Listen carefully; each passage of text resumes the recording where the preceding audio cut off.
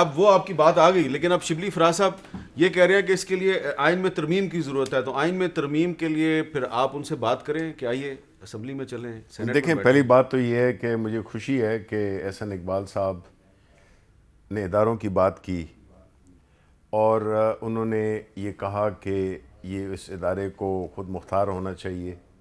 اس ادارے کے پاس اس کی ایک انڈیپینڈنس ہونی چاہیے، بالکل ہونی چاہیے اور ہے۔ اب جو احسن اقبال صاحب جو پرابلی کہنا چاہ رہے ہیں وہ یہ ہے کہ ادارے وہ صرف اس کو مانتے ہیں جب وقت پہ ضرورت پڑے، جب ان کے استعمال میں وہ ہو۔ دوسری بات یہ وہ چاہتے ہیں کہ وہ ادارے ان کو یہ مانتے ہیں جن کے فیصلے ان کے حق میں ہوں، چاہے وہ مقدمات ہوں تو جج ان کو اپنی مرضی کے چاہیے کہ اگر ان کے فیور میں آ گیا تو اچھا جج ہے، ورنہ وہ غلط جج ہے۔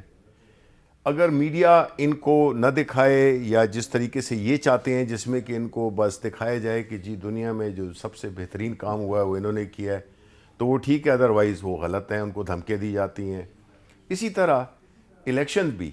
تو یہ جو ایک رویہ ہے ان کا کہ جس میں کہ یہ چیزوں کو صرف ان چیزوں کو یہ مانتے ہیں جس میں کہ بینیفیشری یہ ہوں،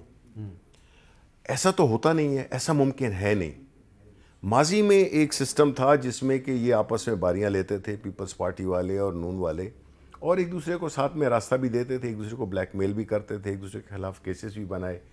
اب ایسی سچویشن میں جہاں کہ ایک طرف یہ بات کر رہے ہیں کہ پولیٹیکل سٹیبلٹی ہونی چاہیے، بالکل ہونی چاہیے، کون سی حکومت ہے جو نہیں چاہے گی کہ پولیٹیکل سٹیبلٹی ہو؟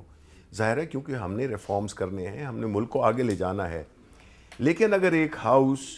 جس کی کہ الیکشن کی بات ہو رہی ہے جو کہ پیورلی قانونی نکات کے مطابق ہوگی، یہ نہیں ہے کہ جو آج احسن اقبال صاحب نے یا شبلی فراز نے یا بلوچ صاحب نے کہہ دیا وہ ہوگا، کیونکہ ان میں سے ہم کچھ پارلیمنٹیرینز ہیں، وہ سب پارلیمنٹیرینز بیٹھے ہوئے ہیں، لیکن اس کا فیصلہ کون کرے گا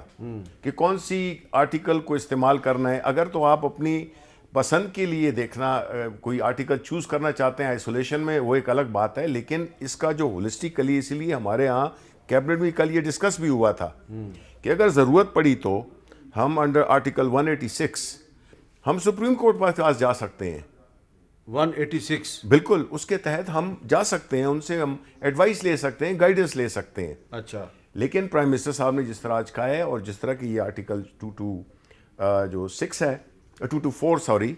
یہ الاؤ کرتا ہے، تو اگر قانون کے مطابق یہ چیز ہو رہی ہے تو اس میں کس کو کیا اعتراض ہو سکتا ہے؟ ایک سوال ہے، چلے یہ تو ہو گیا،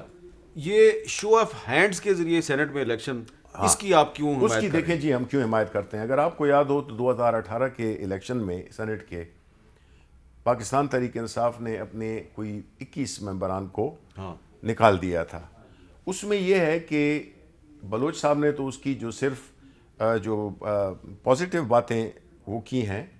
لیکن جو اس کی نیگیٹو باتیں وہ نہیں کی ہیں۔ ان کو پتہ ہے، اچھا ان کے صوبے میں، میرے صوبے میں اور کئی صوبوں میں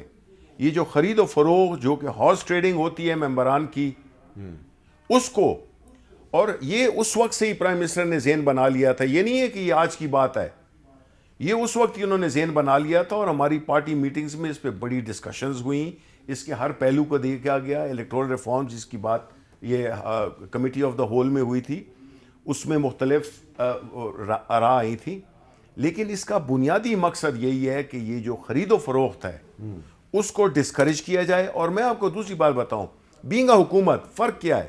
اگر تو ہم اپوزیشن میں ہوتے تو ہمیں یہ ڈر ہوتا کہ چونکہ حکومت کے پاس وسائل ہوتے ہیں، اس کے پاس طاقت ہوتی ہے، وہ اس کا ناجائز استعمال کر سکتی ہے، تو ہم تو خود سرنڈر کر رہے ہیں اس آپشن کو، جس میں کہ ہم کہہ رہے ہیں کہ جی لوگ آزادانہ طور پہ، بیکاز آپ کے بھی لوگ ہیں، آپ کے بھی لوگ بک سکتے ہیں، ہمارے بھی بک سکتے ہیں، کسی کی بھی بک سکتے ہیں۔